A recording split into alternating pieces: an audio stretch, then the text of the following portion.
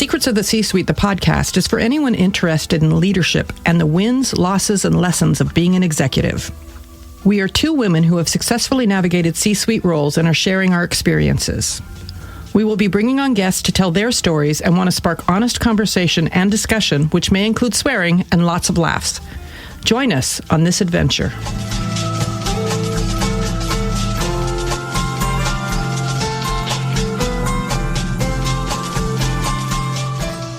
Hi, welcome to another episode of Secrets of the C-Suite, the podcast. I'm Juliet Clothier, and I'm here with my friend and collaborator, Susan Sutherland. Hi, Susan. Hi, Juliet. It's so nice to see you. You too.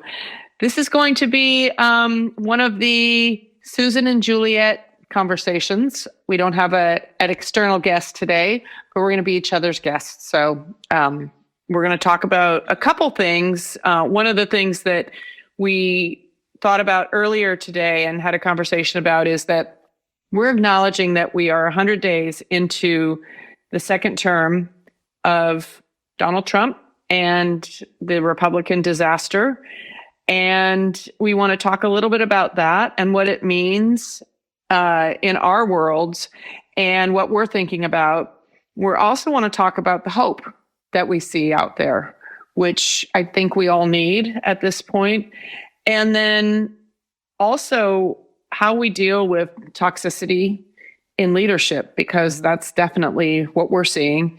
And it definitely relates to kind of some of the things we talk about with our guests, but also among ourselves. So does that sound good, Susan? That sounds really good. Sounds deep. Anything to add? I may as well just jump in, which is, I think it's really, when you were talking about toxic leadership, the first thing I thought of was there's leadership by position and title, and then there's leadership as a set of behaviors. I feel really comfortable making that distinction with the incumbent president because he has the position that is a leadership role, and he is vindictive and petty, and whatever vision he has is in service mostly to him, not so much to the nation writ large. It's to a narrow segment. And I don't consider those things compatible with good leadership. So there's my opening statement. What do you say to that, Juliet?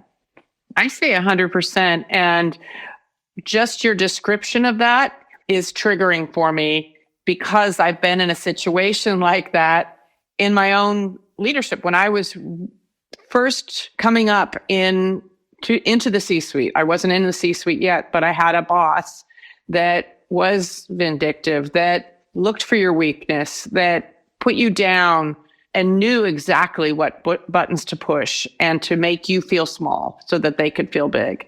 And that's a lot of what I'm seeing as well, is finding those weak points and pushing them just because you can, just because you have that title, and how destructive that was to the organization, counterproductive, really set the stage for me as to how I wanted to lead and how I knew that's not how I was going to be as a leader. And so sometimes those examples help us see things in the negative, but also how can I turn that around when I get into that place. So I think that's a good observation of the differentiation between how you can show up, and just because you have the title doesn't mean that you are actually leading and doing a good job. Yeah. So on that note, which admittedly is I'll say the word dark note, it's a perhaps truthful, but not especially inspiring note. How about if we start with what's bringing us hope right now? And I'll be the first to say that Canada is bringing me hope. First of all, yes, clap for Canada. Canada's reaction to the tariffs and to the constant taunting about it becoming the 51st state had a remarkable effect on their electorate. It brought them together. Elbows up was one of my favorite expressions.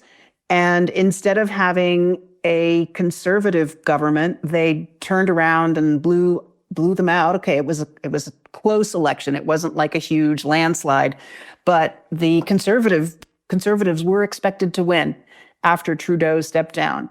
And in fact, they have another liberal government, and Mark Carney is leading them. And I got to say, it was in direct response to the kind of petty approach that we saw coming out of the United States. So it makes me happy to see that Canada has got their resolve back. They have their messaging on point. They're nobody's fool. They're not going to be the 51st state. And yay, so that gave me a lot of hope. And that was pretty recent. Well, it was early this week, or yeah. Yeah, I think it was 2 days ago. I think that also reminding ourselves that while it was a close election, 2 months ago, it was a 25-point differential where the Conservatives were leading. So that was a huge swing. Definitely gives me hope. And the speech was so inspiring about how this is not happening. We are not going to let this happen. And that also was another thing that happened this week with the governor of Illinois, Pritzker, and his speech. Yes. So inspiring and so about get up, get out there, do these things, keep doing the protests, keep talking about it, keep saying no. This is really important and we have to keep doing it. And it is happening at the state level. And he really pointed that out, is that looking to the states and what's happening at the state level is much more inspiring than looking what's happening at the national level. But it also tells you that it can only go so far because the states do have control. And that is what the intention of our founders was, is to give control to the individual states. And it's kind of turning around back on the Republicans in a way, because they've always been about that. And now that's how we're going to get out of this, I think, until we can get Congress, until we can turn around and have Congress be in the Democratic majority. This is really what we can do. And I really like that. I am also particularly hopeful about people coming out and protesting. I see a lot on the news about people who voted for the Republican administration, people who are surprised by what happened, even though they shouldn't be, and they were told exactly what was going to happen, but okay. But standing shoulder to shoulder, really being together and finding our commonality, which is exactly what the opposite of what the Republican administration was trying to do here. They're trying to divide us. And instead, we are coming together and we are saying no, and we are finding those common issues that we care about and that mean a lot to being an American and living in a democracy. So that is really hopeful. And it really does show how we don't always have to agree on everything, but we find those places where we do agree and come together and have honest and good conversations and can support each other. So those are things that are hopeful to me as well. Yeah. Yeah. I'm as you're talking, I'm thinking about the things that most Americans agree on, which is, due process and a basic, if not deeply articulated, commitment to the Constitution. And Yeah. we've seen some direct, I call them flouting of it. It's not a direct attack. It's ignoring the courts. It's working around the Constitution. And I think there are a lot of people who were really shocked by that.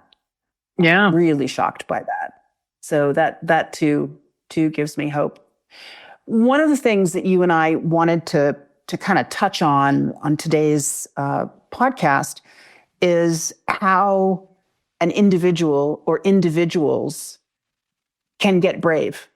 How does a person find their commitment to getting out and protesting, to writing the letters, even though I don't think that makes a huge difference to the Republicans in Congress. But I don't know, maybe that's very cynical. But how does someone get their voice? And I wanted to share, and you know about this, Juliet, but I don't know that our listeners do, that I was feeling particularly low in February and started to think about, what do I need to feel better? And some of it was just around being out of the United States and reading about what was happening in the United States. And then realizing that what I really wanted was some connection, perhaps connection with my clients or with my email list, or people who I knew that I could find some solidarity with. But I also thought, I'm a coach and I can hold space and I can create a safe space. And I decided to offer 2 free sessions, 2 weeks apart in April. One was a journaling session, which you, of course, came to. And I thought to myself, what do people need when the world gets really loud and crazy? We need an opportunity to ground ourselves and get back into what do we really know and what can we rely on? What can a person rely on in terms of their inner wisdom?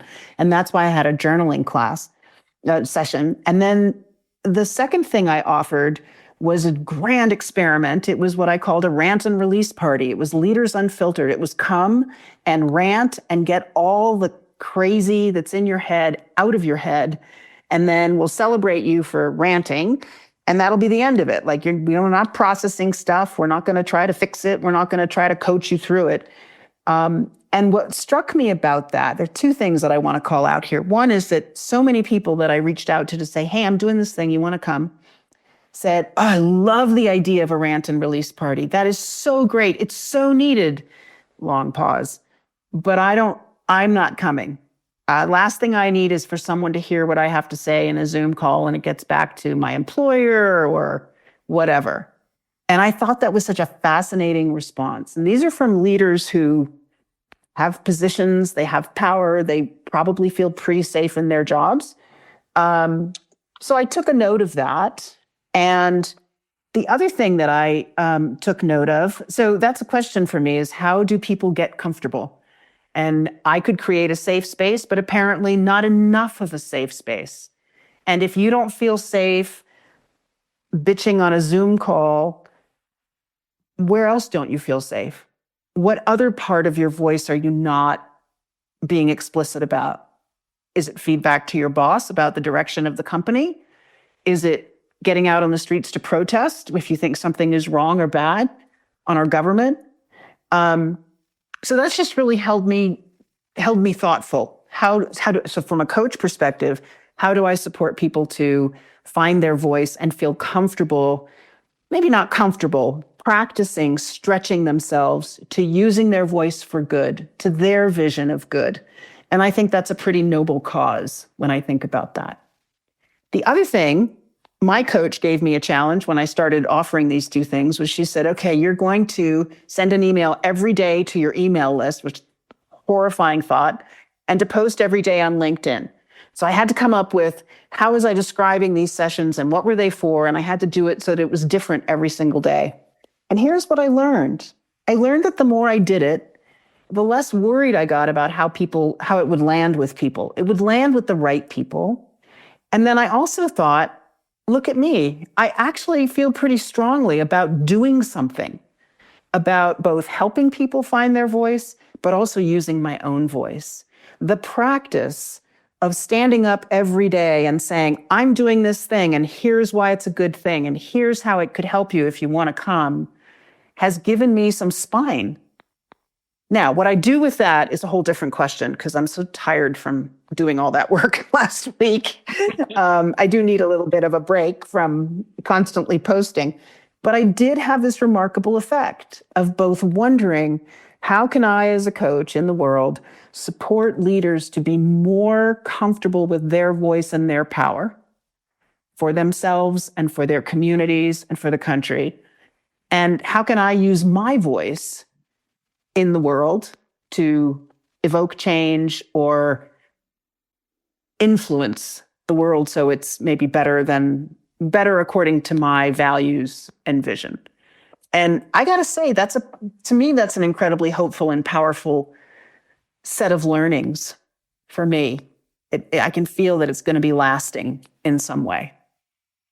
That's great. I think that's fantastic that you learned how to practice being brave, and that you'll bring that to your coaching, right? So when someone isn't feeling brave, you now know how to help them, practice, that it's just a little bit every day. It doesn't have to be these big, huge leaps. And I think that people do get caught up in, I have to make this big change in order to achieve my goals when we know, and we've talked a lot about this over time, it's one small thing every day, right? So putting an email out or doing a post on LinkedIn is not a huge thing, but then doing it every day is a huge thing, and, building and building and building. But you did that by doing that one small step thing, it sounds like. And that's awesome. Yeah.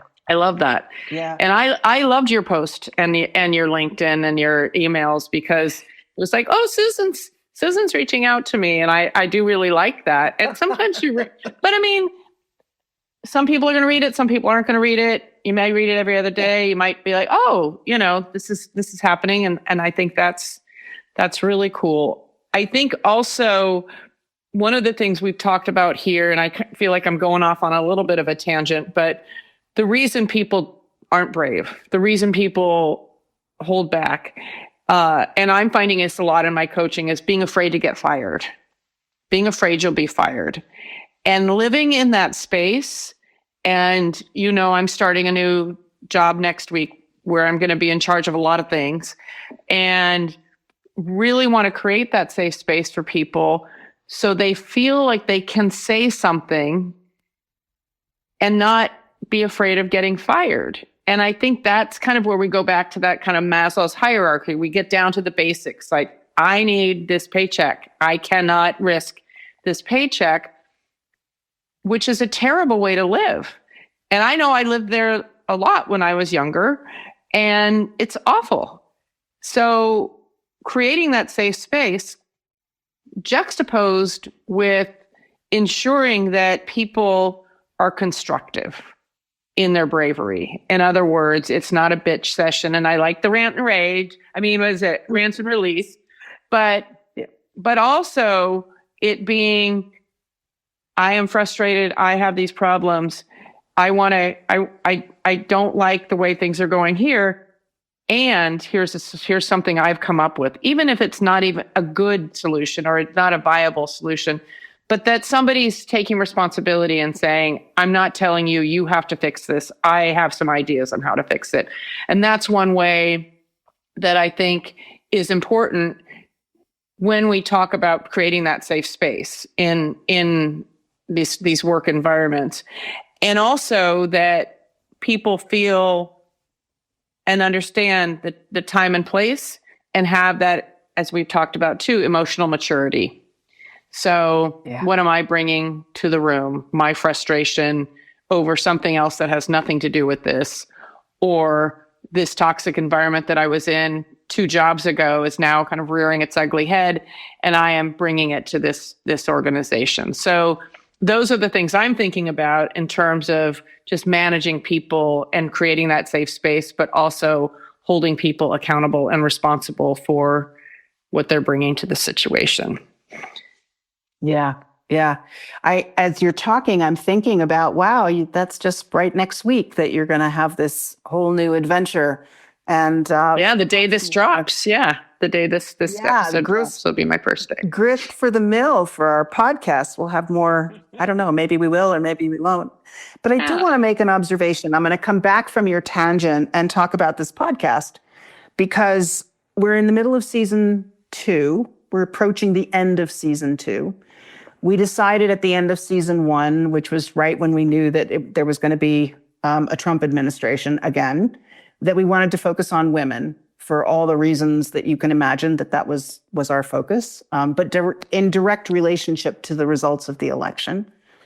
And when we talked about season 1, we were very careful not to talk about politics. And I think it's really interesting how both of us, from where we sit, have realized that we can't really do that. Maybe other people can. Like, I've heard people talk about, don't bring your politics into LinkedIn. I'm like, this is our lives. Yeah. How can you not talk about politics on LinkedIn when the market is crashing and when businesses are openly saying, we can't make strategic investment decisions because we don't know what it's going to look like 6 months from now with the tariffs? Right. So how do you square that? And we're not arguing about that particular issue. That's not our perspective. But I think it's interesting how we've evolved as podcast hosts at weaving in our own sense of what are the right topics for us to contemplate, explore, and be straight about. So, I mean, think about it. Where we started is a very different place from where we are today on this call. Absolutely. And I love the evolution of it. I think too, though, we call them political because the person creating this chaos is a politician. This is about our lives. This is about people we care about. This is about where business is going to go, what business decisions are being made. So yes, politics are involved. And in a normal world, it would be easy to say, we don't need to talk about that. There's so many other things to talk about. But this is weaving its way into everything we're doing. I don't think there's a person alive who isn't talking about this. I'm going to say from what the polls look like, 60% of the country at least are not happy with what's going on and are afraid. And kind of back to our bravery thing, it's like we have to talk about it because it is about leadership. It is about what's affecting leaders today and what's affecting the workforce tomorrow. You know, these emerging leaders, what do they have to look forward to? If businesses are undermined, if they can't grow, if they can't be strategic, if they can't do these things, they're not going to be hiring people. They're not going to be investing in people. Yep. They're just trying to survive. And I think that's where we're all getting to. And back to my Maslow's hierarchy conversation is like, we are all just in survival mode. And so how can we support our listeners to find hope and to find moments where they can build their own capacity for handling this stuff? And how can they relate it back to what they're learning in the workplace or where they want to go with their careers? And I think that a big part of it is weaving through the noise and finding that hope and looking for those places where you were learning. What am I learning here? What is the underlying message of how we survive incredible chaos? And I know you and I have both had that in our careers, moments of just incredible chaos. Things don't seem like they're going to get better, and they do. And I have to say, I've been through several cycles of just horrible things where you think that, your retirement account is going to be gone, your job is going to be gone, you're, back to living paycheck by paycheck. All those things are real. And I do think that having your voice, finding your voice, learning about that, learning how to do that is a really important part of where the learnings are in this administration. Yeah. I think ultimately at the end of the day on this, I hope this doesn't sound like a total platitude, but it's about coming back to yourself.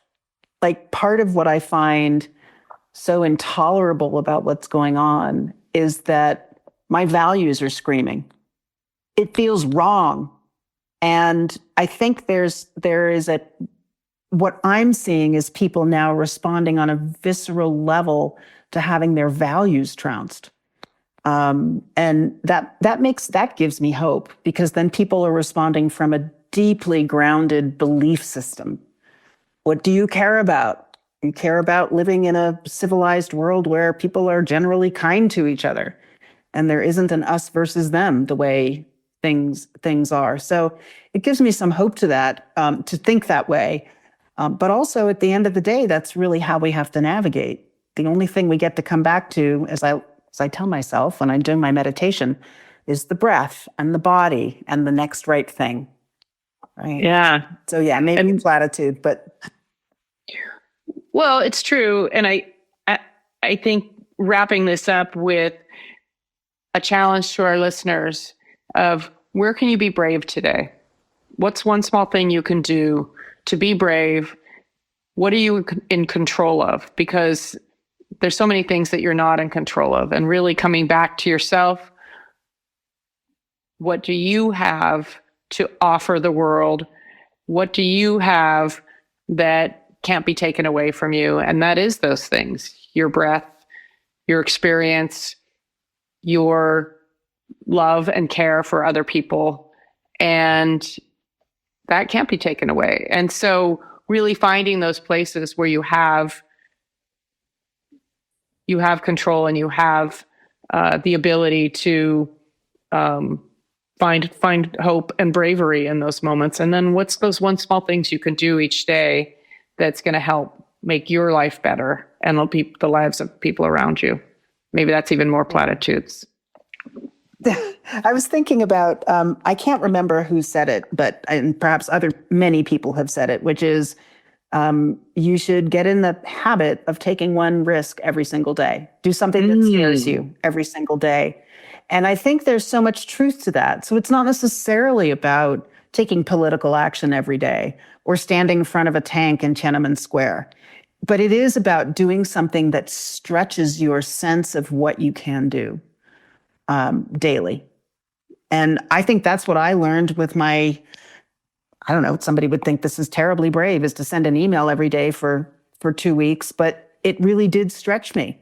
It was uncomfortable. I kept thinking, oh my God, these people are going to think I'm horrible. And why am I spamming them with my emails? And, some people unsubscribed. A lot of people didn't.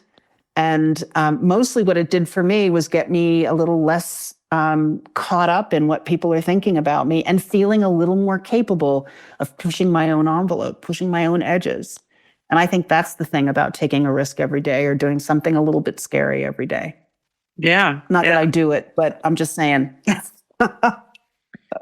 Well, let's close with that then. We are challenging our listeners to take a risk, do something brave, challenge yourself, and see what happens.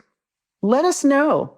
So we're so grateful for our listeners, and we haven't gotten a whole lot of feedback. Every now and then we get an email that says, oh, I love this topic, or we hear from colleagues and friends directly that they liked a particular episode. But we'd love to hear from you. If this episode, which was perhaps a little more bold than previous episodes between me and Juliet, we'd love to hear what you think. And we'd love to hear what scary thing you have done that you feel is contributing to your resilience and your capacity for greater leadership down the road. Way to put a bow on it, Susan. Thank you. Been great talking to you. I'll talk to you soon. Bye, Juliet. We're so glad you've joined us for this episode of Secrets of the C-Suite, the podcast. We'll be back with another episode in 2 weeks. In the meantime, please tell your friends and coworkers about us, and be sure to follow, subscribe, and give us a 5-star rating if you enjoyed listening. Secrets of the C-Suite is produced by Juliet Clothier, Susan Sutherland, and Brian Clothier. Original music is by Brian Clothier, and the podcast is inspired by leaders like you.